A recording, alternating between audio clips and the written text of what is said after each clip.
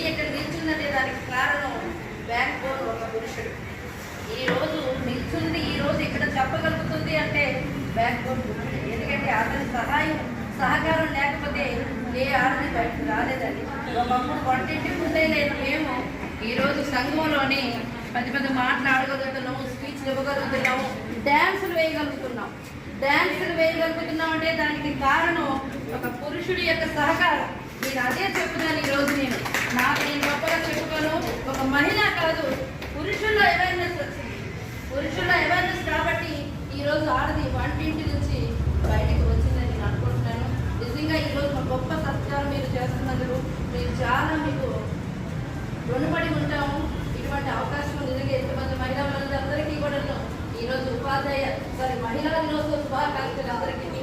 ఈరోజు మనందరూ ఇప్పుడు ఉన్నామంటే దానికి కారణం మన పురుషులని నేను అనుకుంటున్నాను. అన్యత మీరు భావించవద్దు.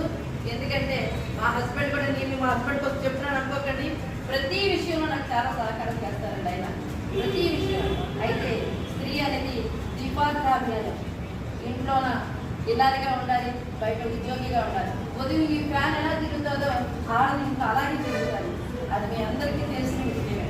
ఈ ఫ్యాన్ ఎలా తిరుగుతుందో అలాగే తిరుగుతుంది.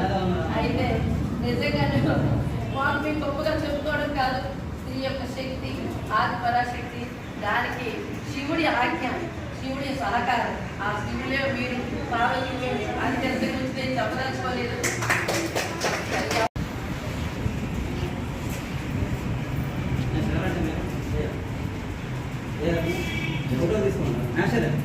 సార్ మీరు కూడా